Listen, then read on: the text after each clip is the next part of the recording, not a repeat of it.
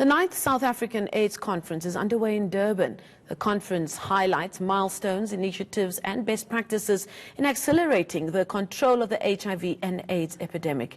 ENCA's Mawande Keswa is tracking the story for us. He joins us now live from the Durban International Convention Centre. Now, Mawande, you've spent the entire day there speaking to various stakeholders dealing with the scourge in South Africa. Do you get the sense that there are enough gains being made in beating HIV and AIDS in South Africa? Definitely, I'd say you're spot on in that regard. The number of discussions that I've been able to actually be part of, in various people speaking and making various claims around what has been done and what still needs to be done, you get the sense that we've been going in the right direction.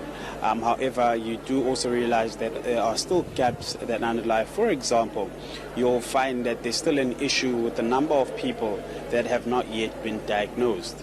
On the other hand, which is a plus, is the fact that at about 86% of people know their status. So it tells you that, yes, there has been progress made. However, there are still areas where there still needs more to be done. One of the areas where a lot is being done actually is in the front of innovation. I'm going to speak to Dr. Robert Passas, who's just going to take us through a number of the innovations and technologies that he has here. Could you take us through exactly what these technologies are and what are their benefits? Sure, yeah. So the first example of our technology is SureCheck, which is designed to be simple to use, the simplest to use HIV rapid test for detection of HIV antibodies. As you've said, there are many people that still don't know their status, and this is designed to help do testing very easily, be it in a clinic, an office, or even at home. It comes like this in a packet, like that, readily packed, and is storable at 2 to 30 degrees for a long time with a long shelf life. What you do very simply is take this off, which is the buffer, and put it in a little holder like that, and we'll just tap that down there. Then the next thing you would do is wash your hands. You would take an alcohol wipe, just wipe a finger, and then on a solid surface you would lance your finger like that.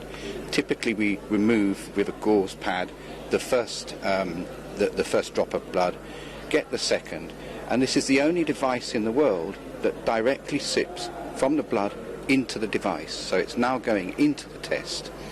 To complete the test working, you would push that down into the buffer like that, and you would leave it. Typically you will see a pink line develop in about less than 1 minute, which tells you the test is working correctly. And then you'll see at the top, if I can perhaps show here, typically the top line is a control line which says the test has been run properly, and it's a biological control, not a chemical one. And if there's a line that appears below the top line where it says HIV, that is HIV positive for HIV-1 and HIV-2 antibodies, or one or the other, which means you need to get some clinical advice, healthcare professional advice, because you have antibodies to HIV in your blood. The advantage of this technology is it's the world's smallest blood sample, 2.5 microliters. So it's designed to be comfortable, less invasive, not so hard on your finger prick, easy to use at home, following simple instructions, and is extremely reliable. Accuracy is about 100% sensitive and 100% specific in most cases. So it's the simplest, easiest and most direct technology that we have for HIV testing. On the other side of it, we have a whole range of other tests. For example, you've mentioned infectious diseases.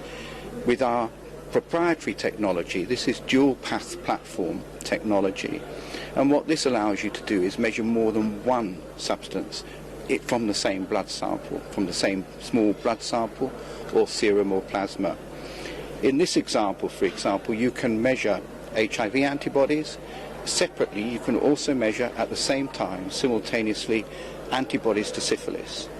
And this is important when you're looking at, for example, elimination of mother-to-child transmission, of infections, because you need to know, first of all, if there may be HIV present, or alternatively, if there is both syphilis and HIV, or syphilis alone. And that test is very, very simple. You do the same kind of technique to put blood onto the cassette here. You add some droppers of buffer which move the sample across the membrane, and anything that's in there is captured on these lines. And then you add some different or similar buffer here which picks up the final conjugate reagent that completes what we call the immunoreaction. And this is a two-step immunoreaction. The advantages of this is they're much cleaner, they're much more specific, and they're much, much more sensitive, and you can multiplex.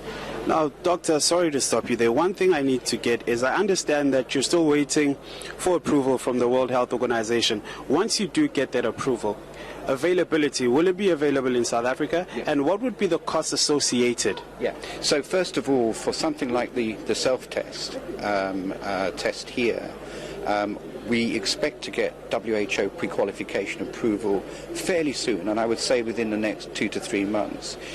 Once we have that, it will be available worldwide in countries that are supported by Global Fund and other funding agencies.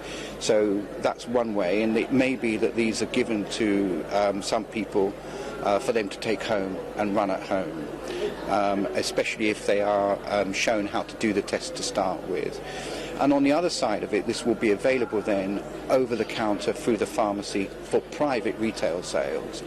I think, although I don't know, that a typical test like this in Dischem is probably selling for somewhere end user pricing of probably $10 to $11 US dollars currently. Clearly, I guess, I don't know, that as these become more adopted and people get used to the idea of self-testing, which is very easy to do, it may, that pricing may come down. For supported, publicly funded arenas, the tests could be given free to people that most need it.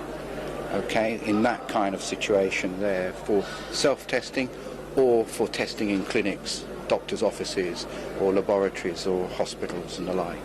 We thank you for your time there, Dr. Robert Pasas, just taking us through some of the technologies that he has been able to come up with, stating that he is waiting for approval from the World Health Organization. And once they do receive it, these products will be available over the counter in various retail stores, and they will make the process of diagnosing people much simpler and aid us in the fight against HIV and AIDS.